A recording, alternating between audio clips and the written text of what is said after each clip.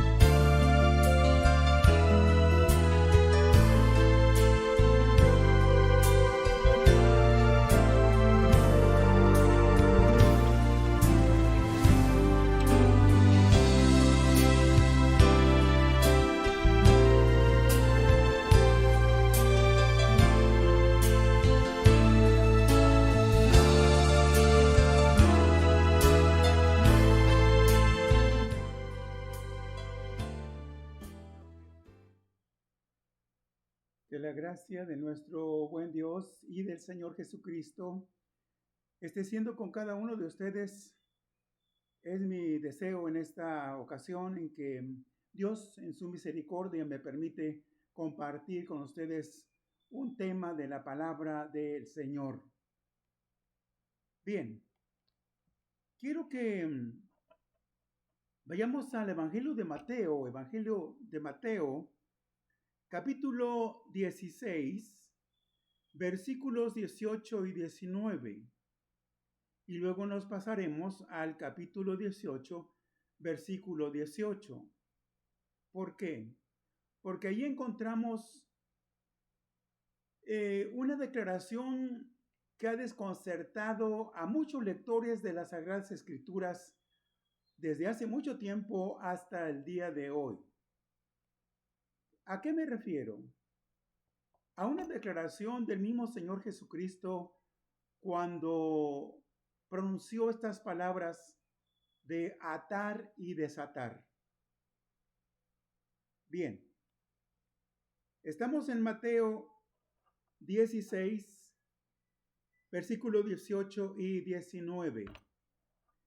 Leyendo en la palabra de Dios, en el nombre del Padre, del Hijo y del Espíritu Santo, dice así: y yo también te digo que tú eres Pedro, y sobre esta roca edificaré mi iglesia, y las puertas del Hades no prevalecerán contra ella. Y a ti te daré, le dijo el Señor a Pedro, y a ti te daré las llaves del reino y de los cielos, y todo lo que atares en la tierra será atado en los cielos, y todo lo que desatares en la tierra será desatado en los cielos. Pedro acababa de manera inspirada, hacer una mención importante en cuanto a la divinidad del Hijo de Dios. Ante la pregunta del Señor Jesús a sus discípulos: ¿y vosotros quién decís que soy yo? El Señor los interrogó de esta manera y de inmediato pero el Señor le dijo que habló inspirado. El apóstol dijo: tú eres el Cristo, el Hijo del Dios viviente.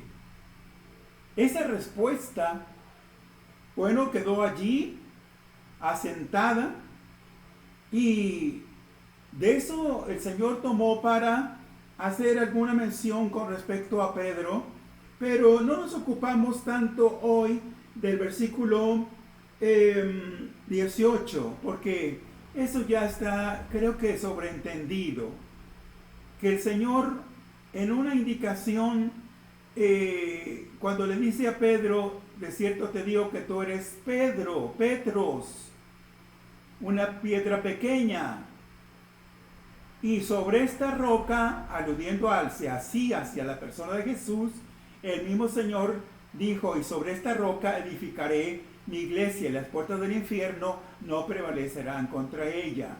Así que Pedro no es la roca de la iglesia o el fundamento de la iglesia, es el Señor Jesucristo. Creo que eso ya está en algún momento más que dicho o explicado. Pero sí, el versículo 19 nos llama la atención y es el tema de hoy: atar y desatar. Y a ti te daré, le dijo el Señor a Pedro, las llaves del reino de los cielos, y todo lo que atares en la tierra será atado en los cielos, y todo lo que desatares en la tierra será desatado en los cielos. Pasándonos al capítulo 18, ahí junto, ahí cerca, capítulo 18, versículo 18, tenemos que dice allí la palabra del Señor. Claro, hay un contexto ahí que de enseguida vamos a considerar, pero tomando el versículo 18, que es directamente paralelo al versículo 19 del capítulo 16, tenemos que dice: de cierto os digo que todo lo que atéis, ahí ya no solo se lo está diciendo el Señor a Pedro, sino a los demás, o incluyendo a los demás discípulos. Así que Pedro no tuvo la exclusividad, por así decirlo. También el Señor incluyó a los otros discípulos. De cierto os digo que todo lo que atéis en la tierra será atado en el cielo, y todo lo que desatéis en la tierra será desatado en el cielo. Bien, aquí entonces encontramos lo siguiente, que en primera instancia esta autoridad dada por el Señor a Pedro, y hablando con respecto a la autoridad, creo que recordamos algunos de los temas vistos en otro momento y en otro lugar, con respecto a la autoridad espiritual. Sí, todos somos, hemos estado diciendo en estos días, todos somos autoridades delegadas. Sí, con una designación de parte de Dios para ejercer cierto cargo o responsabilidad. Pero aquí tenemos, ¿verdad?, que Dios le dio cierta autoridad a Pedro, de eso no hay duda. Pero, insisto, no solo le fue dada a Pedro, sino a los demás discípulos. Vamos a ir contestando algunas preguntas en esta ocasión. ¿A qué tipo de autoridad se refirió el Señor Jesús? Es bueno que lo podamos considerar y ver con detenimiento. Primero, debo decir que estas dos palabras, atar y desatar, son de origen arameo. Luego se tradujeron al griego y de ahí también fueron tomadas, ¿verdad? Pero se usan como términos técnicos rabínicos. Los rabinos del pueblo de Israel, particularmente del pueblo judío, usarían en algún momento estas dos expresiones y se refieren al veredicto de un maestro de la ley, de un intérprete de la ley, ¿sí?, de la ley mosaica. A eso me refiero. La cual declaración declaraba determinada acción en cuanto a que era atada, en este caso prohibida, o desatada también, o permitida. Así que atar y desatar tiene una interpretación inmediata ya en cuanto a atar, prohibir, desatar, permitir.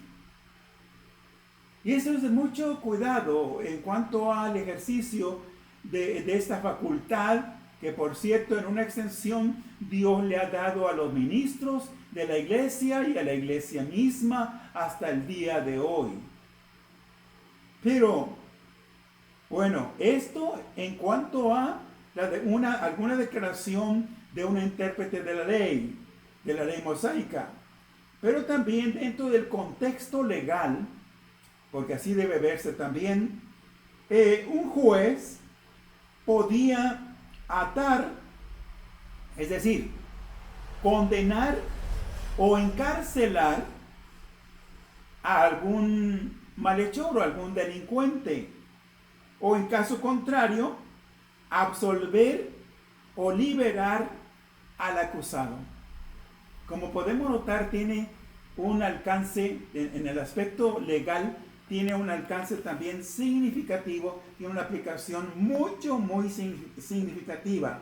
Así que atar aquí, en el caso de un juez, ¿verdad?, que está legislando, que está dando más bien un veredicto, podía o debe entenderse, ¿verdad?, atar como condenar o encarcelar, o en el caso contrario, absolver o liberar al acusado. Eso es de una trascendencia y de una significación bastante importante, pero también aplica dentro del ejercicio que lleva a cabo la iglesia y los ministros de la iglesia del Señor con respecto a la disciplina. Sí, tiene que ver con la disciplina eclesiástica y se aplica al derecho y al deber de admitir o excluir. Es decir, de admitir a una determinada persona como miembro de la iglesia, toda vez que ésta ha hecho profesión de fe, ha dado muestras evidentes, ha dado fruto, ¿verdad?, de una real y verdadera conversión al Señor. Sí, esta persona es admitida, y la admisión en algunos de los casos, o si no es que en la mayoría de los casos, se hace de manera pública para que toda la grey, para que toda la congregación esté consciente que tal o cual persona, toda vez que ha hecho profesión de fe, ha aceptado a Jesucristo como su Salvador personal, ya es o puede ser admitida formalmente como miembro de la iglesia, ¿sí? Así es. O, en todo caso, ¿verdad?, en caso contrario, excluir a una persona, ¿verdad?, o otra persona, en cuanto a que no haya dado muestras en un determinado tiempo, no demuestras para nada de que se vaya a convertir o quiera convertirse al Señor y muestre por ende una conducta contraria, ¿verdad?, a los principios cristianos. Esa persona pues debe ser excluida de la comunión de la iglesia o no ser admitida como miembro de la iglesia. Bien, ahí entonces todavía atar y desatar tendría el significado de ligar o desligar, de acuerdo con las enseñanzas del Nuevo Testamento, de las Sagradas Escrituras del Nuevo Testamento. Y voy a dar un ejemplo porque dentro del primer concilio de la iglesia cristiana, celebrado en Jerusalén, por ahí por el año 50, dentro del primer siglo, por supuesto, encontramos que, estando reunidos los discípulos del Señor, y toda vez que algunos de ellos tenían que informar, por así decirlo, a los otros discípulos que estaban en Jerusalén con respecto a los convertidos o cómo se iban convirtiendo las gentes ante la predicación del Evangelio del Señor Jesús, Pedro tomó esta determinación con respecto a los creyentes gentiles, recordemos que la Iglesia de Jesucristo se compone tanto de creyentes de extracción judía como creyentes de extracción gentil. Sí, eso es.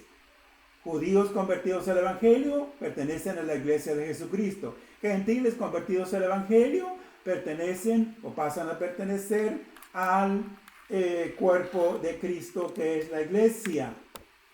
Bien, pero aquí encontramos que la ley mosaica determinaba que todos los judíos debían ser circuncidados, judíos de nacimiento, pero casos que en la historia se fueron conocidos como de extracción gentil, gentiles que en algún momento desearon convertirse al judaísmo, bueno, esos tenían que circuncidarse.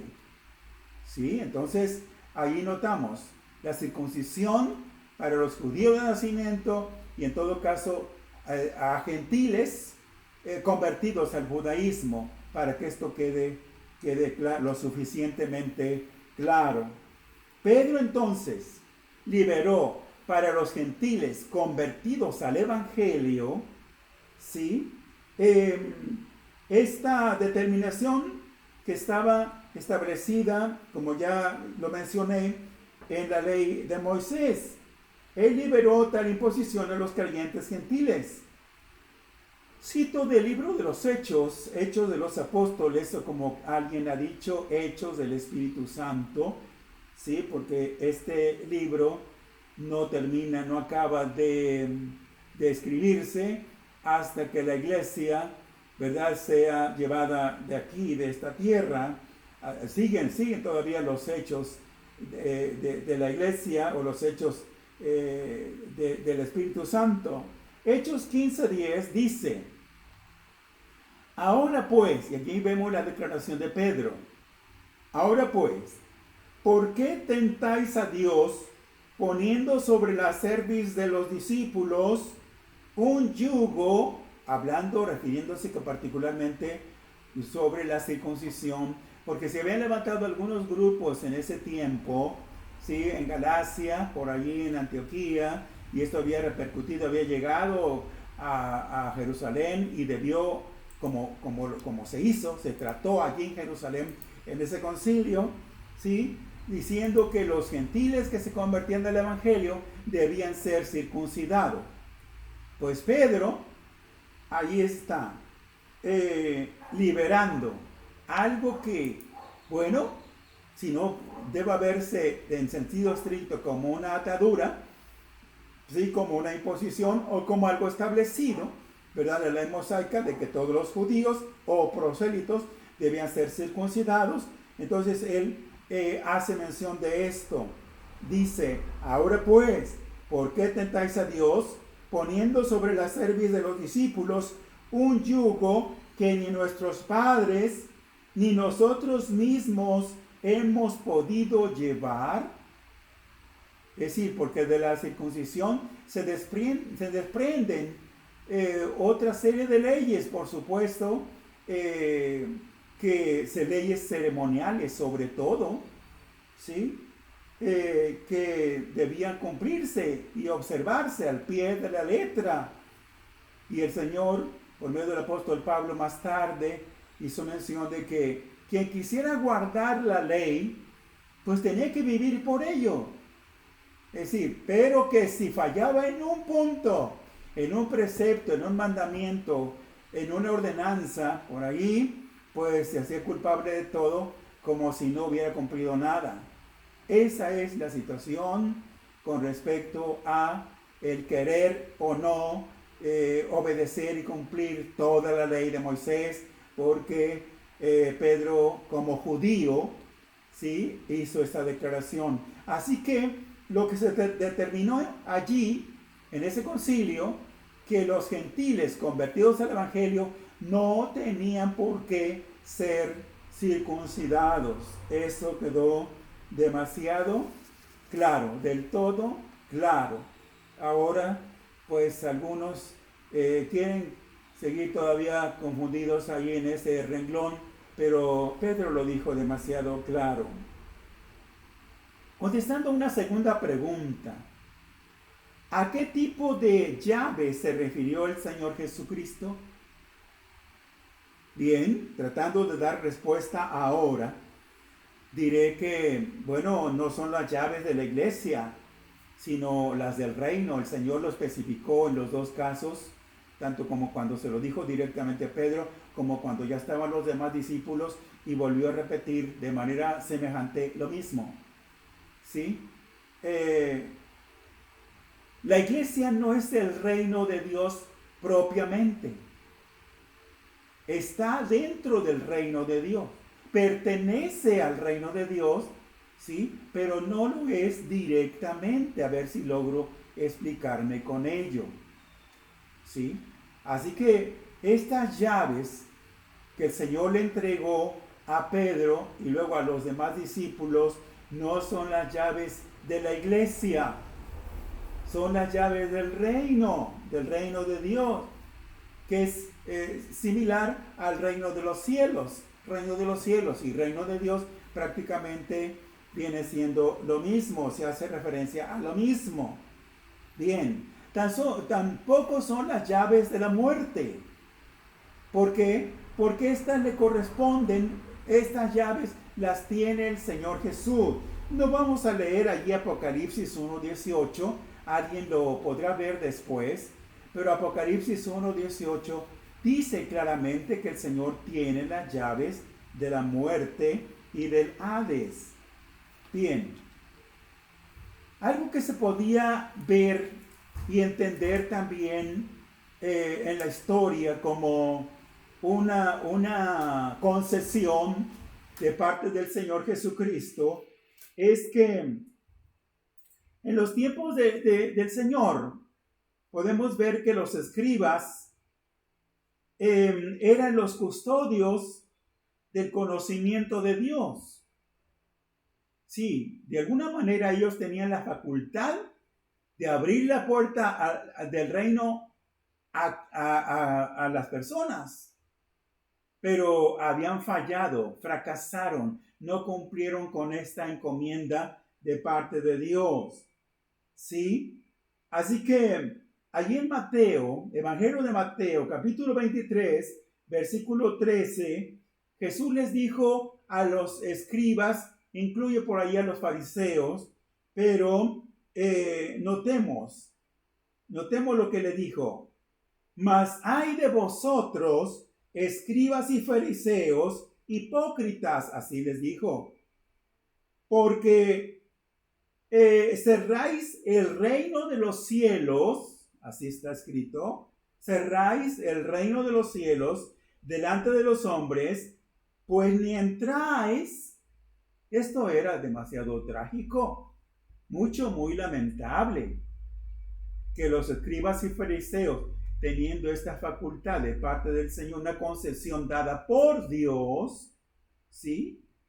Ni entraban ni dejaban entrar. Esto sí que era un verdadero problema, porque esto significa que ellos mismos estaban fuera, no sé cuántos hayan entrado realmente al reino de Dios, o definitivamente todos, o algunos de ellos se hayan quedado afuera. Dice, pues ni entráis vosotros, ni dejáis entrar a los que están entrando, esto es, o los que quieren entrar. ¡Qué responsabilidad tan grande! De veras.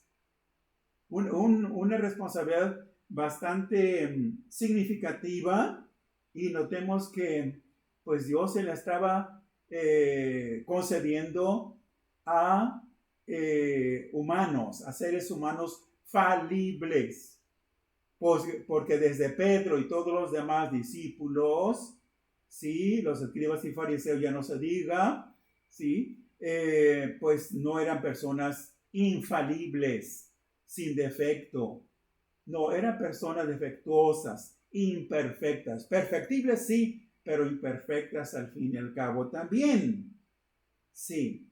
Bueno, Por ahí, con respecto, volviendo al caso de Pedro, en la Biblia las llaves indican, ya dijimos, estamos diciendo, significan autoridad y mayordomía.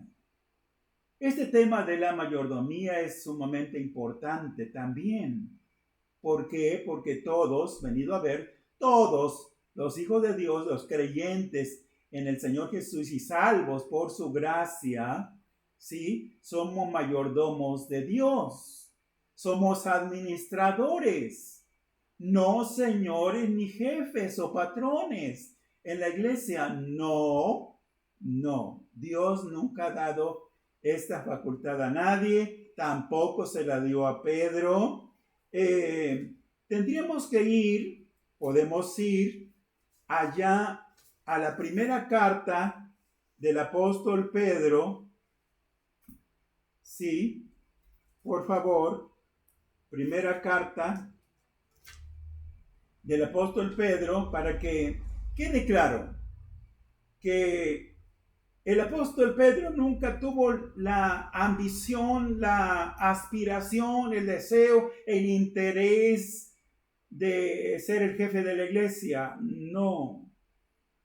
Miren, primera de Pedro capítulo 5, los primeros 4 versículos, sí, ahí podemos ver, leyendo en este pasaje, primera de Pedro, y otra vez en el nombre del Padre, del Hijo y del Espíritu Santo.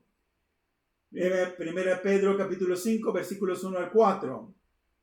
Dice, ruego a los ancianos que están entre vosotros, hablando el apóstol Pedro, escribiendo el apóstol Pedro, en un ruego muy especial, no en una orden, no en un mandato así autoritativo, no. Dice, yo anciano, u obispo querría decir en su momento también, o pastor también, estos términos en uso dentro del Nuevo Testamento.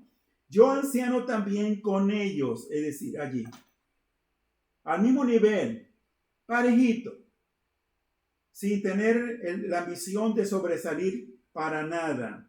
Yo anciano también con ellos, y testigo de los padecimientos de Cristo, que soy también participante de la gloria que será revelada. ¿Y qué es lo que encomienda o encarga el apóstol así en este ruego? Dice a los demás ancianos o pastores, apacentad de la grey de Dios que está entre vosotros, cuidando de ella, no por fuerza, sino voluntariamente, no por ganancia deshonesta, sino de ánimo pronto. Dice el versículo 3, no como teniendo señorío, ahí está. Eso lo dijo el apóstol Pedro.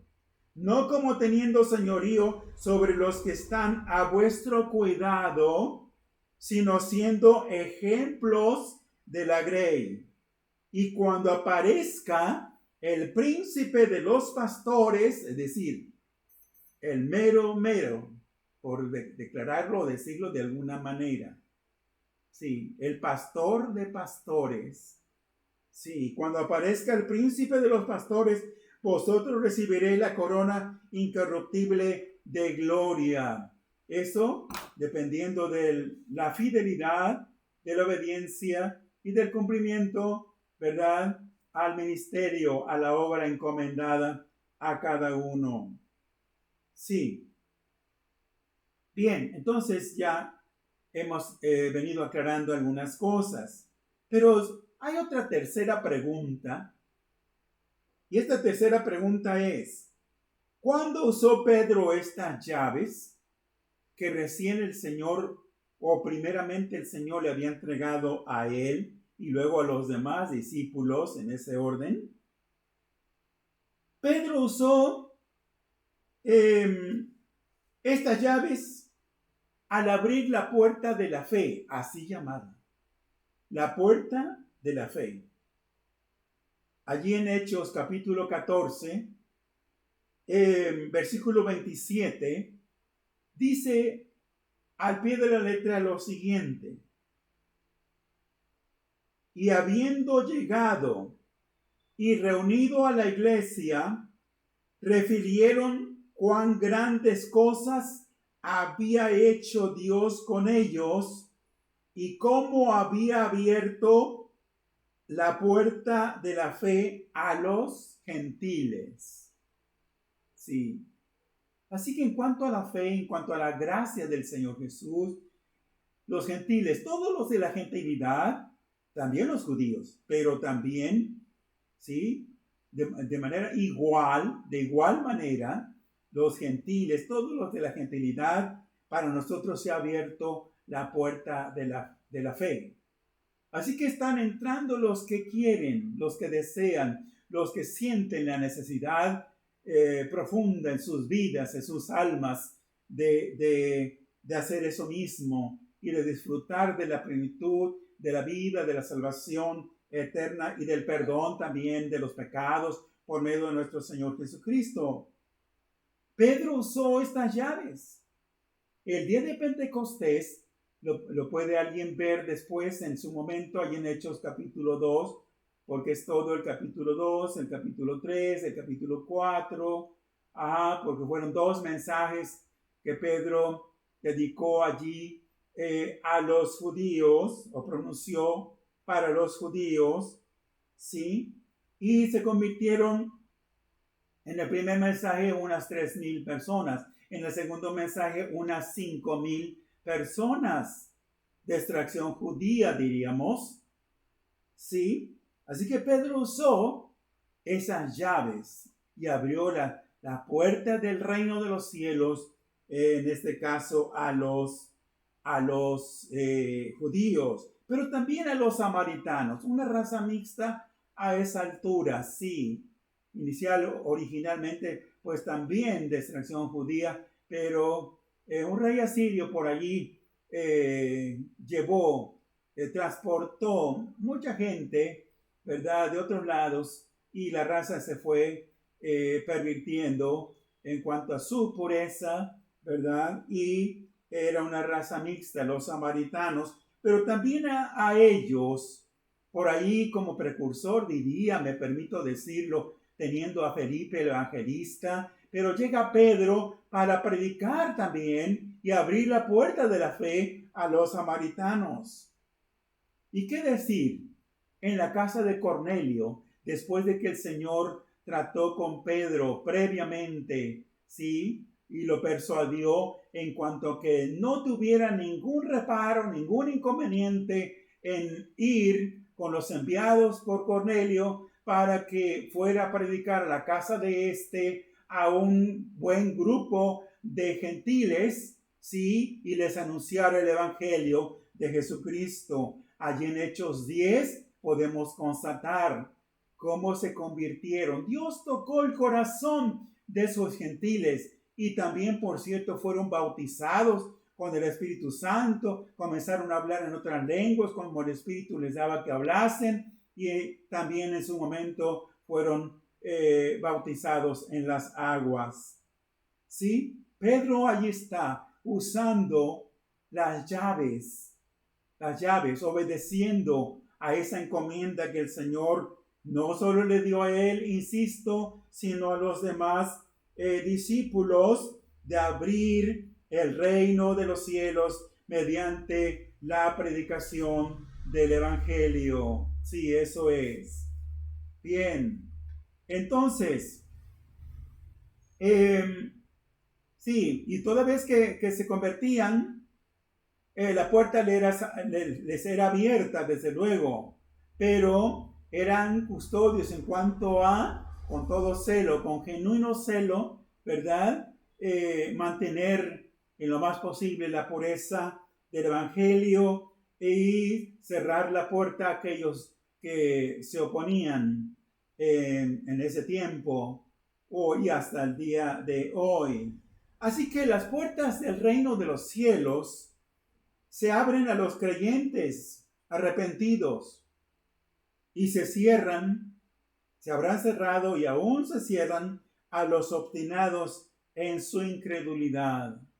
Eso es, atar y desatar, admitir y rechazar. Eso es, así lo vamos entendiendo. Pero tenemos una pregunta más. ¿Cuál es el otro uso? Aunque en parte ya lo vengo mencionando. ¿Cuál es el otro uso de atar y desatar? Se usa, y digo se usa en tiempo presente respecto a la disciplina que la iglesia y sus ministros deben ejercer, ¿sí? Deben ejercer. Allí en Mateo capítulo, volvamos allí un poquito, Mateo 18, para leer ahora el contexto, versículos arriba porque solo leí el 18. Ahí el contexto, versículos 15 al 17, para ver esto claramente, que atar y desatar está relacionado también con el ejercicio, con la aplicación de la disciplina por parte de la iglesia y sus ministros. Comienzo leyendo el versículo 15, estoy en Mateo capítulo 18. Por tanto, dice el 15, si tu hermano peca contra ti, ve y repréndele, eso dice, estando tú y él a solas. Si te oyere, has ganado a tu hermano. Mas si no te oyere, dice el versículo 16, toma aún contigo a uno o dos, para que en boca de 2 o 3 testigos conste toda palabra. Pero dice el versículo 17, si no nos oyere a ellos, es decir, ya a esas, primero uno, luego aquel acompañándose por 2, ya son 3, ¿sí? Dice, si no los oyere a ellos, dilo a la iglesia. Y si no oyere a la iglesia, tenle por gentil y publicano, es decir, un pagano, un inconverso. Es lo que quiere decir allí. Y ya aparece enseguida la mención del versículo 18. Notemos cómo el ejercicio de la disciplina Dios se le ha concedido también a la iglesia. Porque ya el 18 que leímos en un principio dice, de cierto os digo, que todo lo que atéis en la tierra, esto ya refiriéndose a la iglesia y los ministros, será atado en el cielo. Y todo lo que desatéis en la tierra será desatado en el cielo. Bien. Hay un ejemplo más que puedo mencionar con respecto a esto. En primera carta lo vamos a leer allí, pero lo doy como referencia.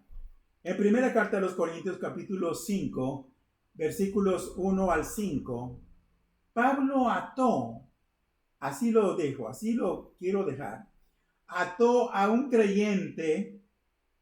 ¿Qué tan perseverante o fiel? No lo sé. No.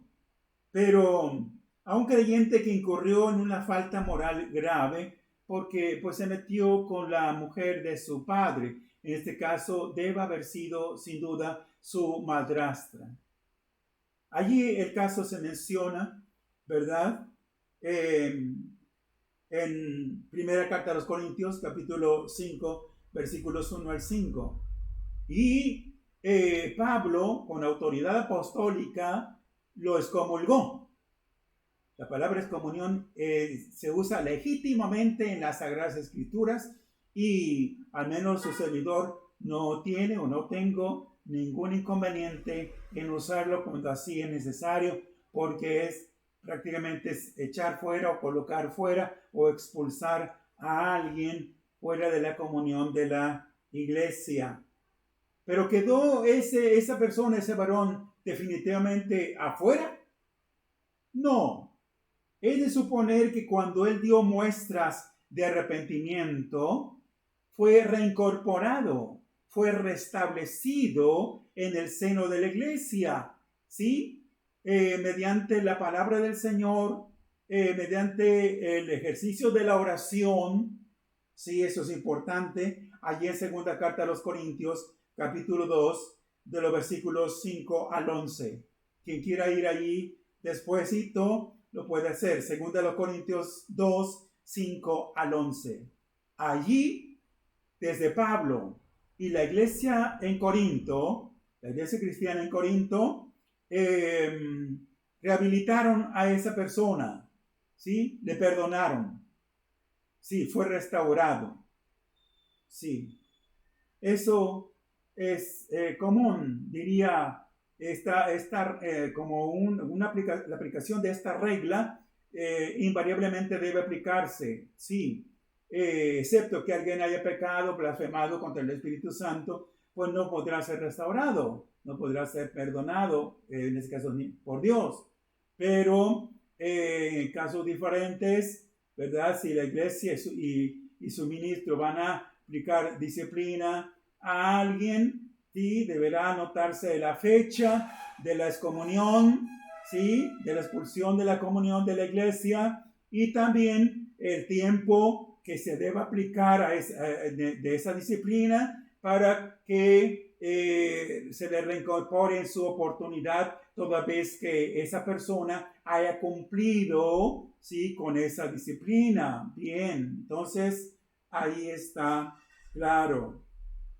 Bien, contestando a otra pregunta más, sí, y sería la última pregunta. ¿Cómo queda claro entonces ahí lo que el Señor pronunciara a Pedro y en su momento a los demás discípulos? ¿Qué quiso dar a entender? ¿Cómo lo podemos entender mejor?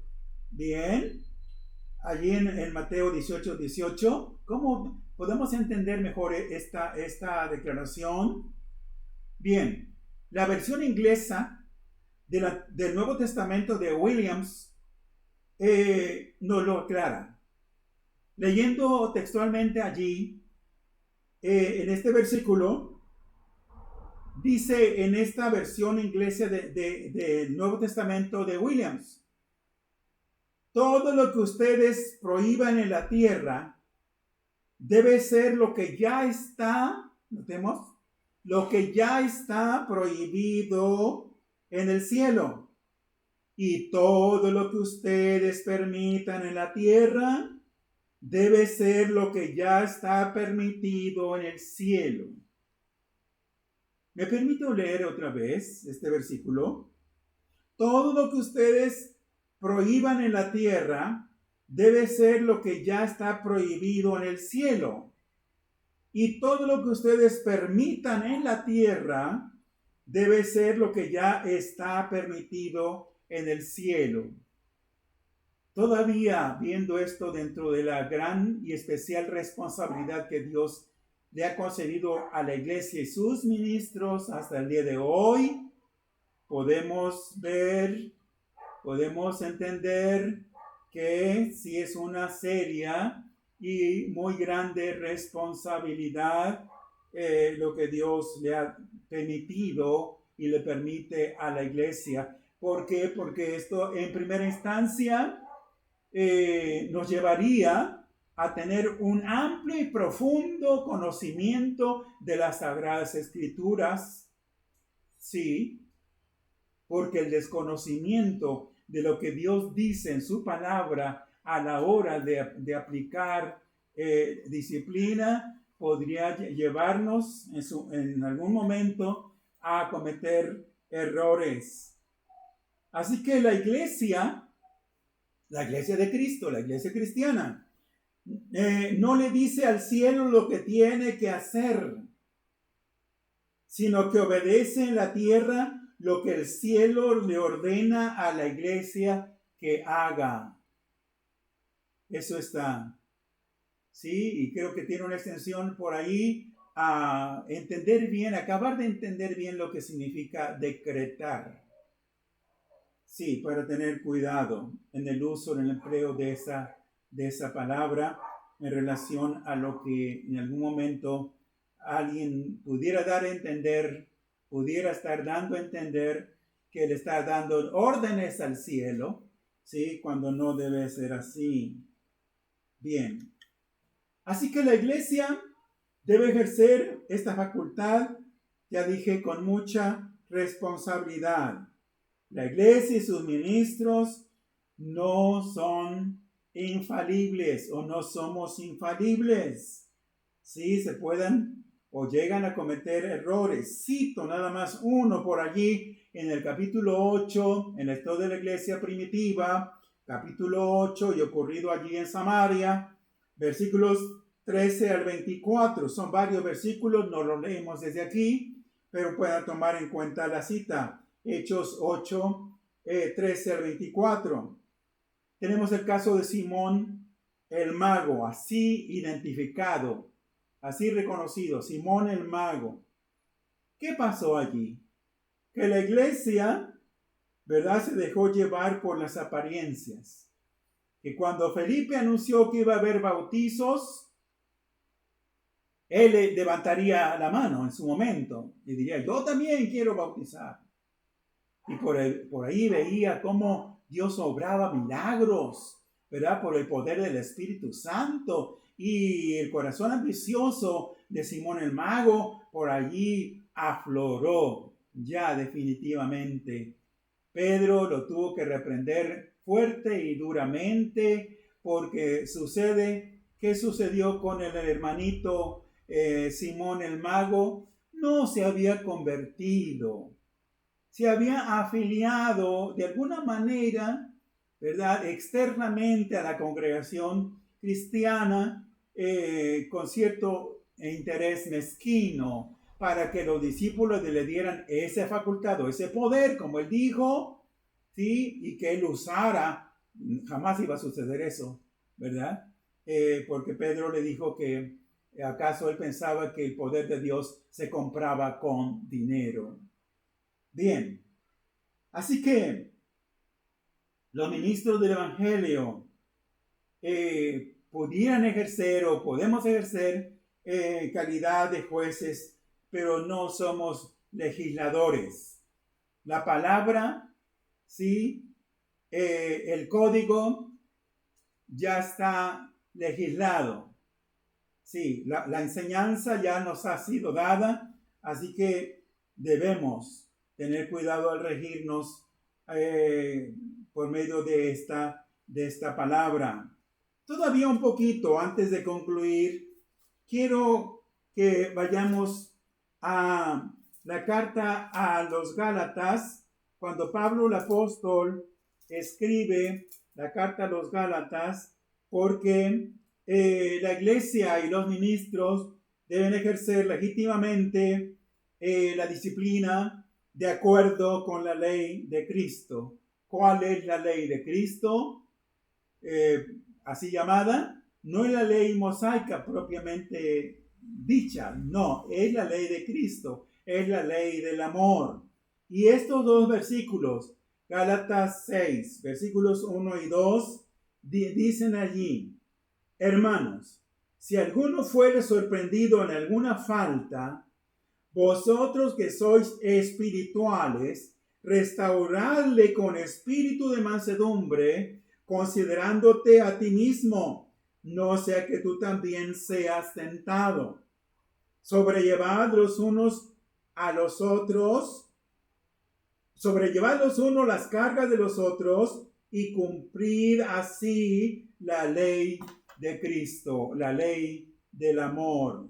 Así es que la iglesia debe juzgar según los hechos alegados o discutidos, probados, y moverse en base a eso, no solo al que dirán o que me contaron o que fulanito, merenganito dijo. Bien, en conclusión, no debemos permitir que ocurra que alguien que ha sido excluido de la comunión de la iglesia sea acogido por el Señor al saberlo inocente.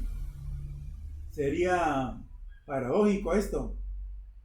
Es decir, que la iglesia pone fuera de la comunión a un creyente porque considerarlo indigno, y por otro lado, Dios le da una acogida a ese mismo creyente por considerarlo inocente. Eso querrá decir que el veredicto de la iglesia no habrá sido el adecuado, el justo propiamente, o viceversa. O alguien que ha sido excluido por el Señor, ¿sí? Rechazado por el Señor, en su momento la iglesia le diga, bienvenido, aquí cabes con nosotros, puede ser uno de nosotros. ¿Qué cosas? De ahí el cuidado que debemos tener. Dios es el único que puede dar vida, el único que da vida. Sus ministros solo pueden desatar al que ya está vivo.